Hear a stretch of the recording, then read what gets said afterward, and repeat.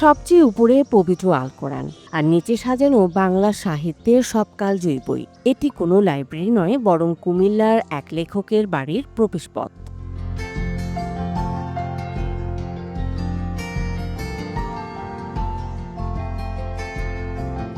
মানুষের মাঝে বই পড়ার আগ্রহ বাড়াতে এক অভিনব উদ্যোগ নিয়েছেন কুমিল্লার সদর দক্ষিণ উপজেলার দিশাবন্দ গ্রামের সন্তান ডক্টর মোহাম্মদ আবুল বাশার। নিজের পরম্পরা নামে ডুপ্লেক বাড়ির ফটকটিকে তিনি সাজিয়েছেন বইয়ের স্তূপের আদলে।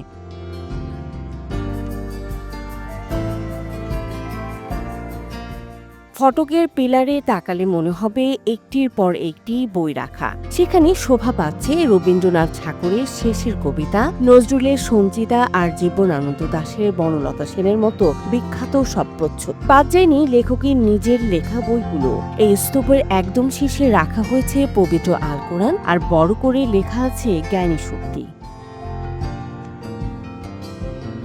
নগদ নিয়ে এলো হার না মানা হার অফার।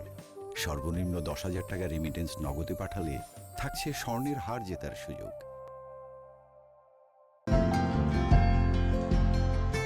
স্থানীয়রা বলছেন বইয়ের আদলে এমন ফটক দেশে বিরল।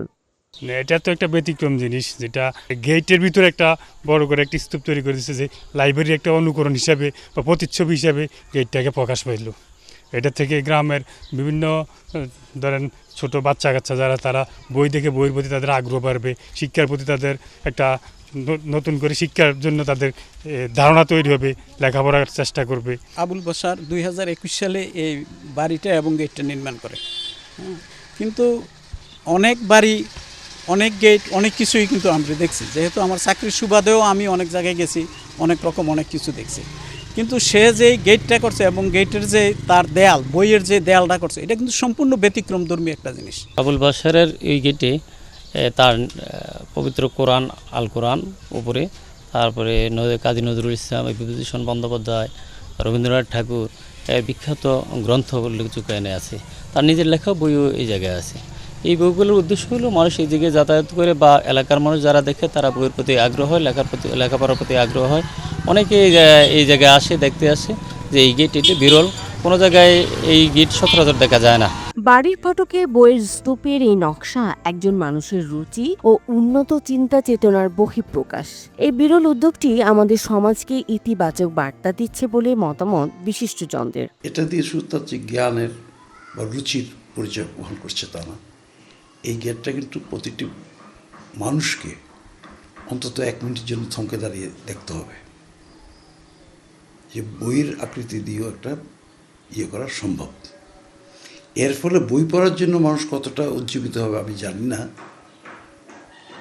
কিন্তু আমাদের এখানে মানুষ বই পড়ে, বইকে নিয়ে চিন্তা ভাবনা করে, বইয়ের জন্য কিছু করতে চায়, পাঠক তৈরি করতে উৎসুক এমন মানুষও যে আছে, এই গেট সেটা প্রমাণ করে। এই ভদ্র যে কাজটি করেছেন এটা আমি মনে করি ব্যতিক্রমধর্মী এবং অসাধারণ। শুধু ফটকই নয়, বাউন্ডারি ওয়ালে তৈরি করা হয়েছে একটি স্মারক দেয়াল, যেখানে খোদাই করা আছে নানা উপদেশমূলক বাণী। মানুষের মাঝে বই পড়ার আগ্রহ সৃষ্টি করতে এমন উদ্যোগ নিয়েছেন বলে জানান এই লেখক ও উদ্যোক্তা। ঘরে ঘরে বই পড়ার অভ্যাসকে আবার জাগিয়ে তোলার একটা সম্মিলিত প্রচেষ্টার অংশ হিসাবে আমি বই দিয়ে এই মূল ফটকের একটি পিলার সাজিয়েছি।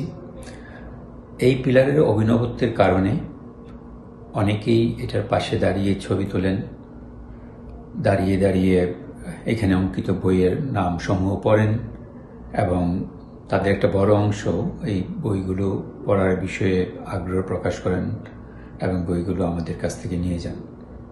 তা আমি আশা করছি এই আগ্রহ একদিন শতগুণে বিকশিত হবে, এই অঞ্চলে বই পড়ার অভ্যাসটা আবার জেগে উঠবে। আমার সেই স্বপ্ন যে এলাকায় মানুষ বইয়ের কাছে ফেরত যাবে, বই পড়বে, সেটা সফল করতে এই পিলারটি ভূমিকা রাখবে। বর্তমানে ডক্টর আবুল বাশার প্রবাসে থাকলেও তার এই বাড়িটি যেন এক নীরব পাঠাগার। নতুন প্রজন্মকে বইমুখী করার এই অভিনব প্রয়াস এখন সোশ্যাল মিডিয়ায় প্রশংসা কুড়াচ্ছে। Desk report, channel 24।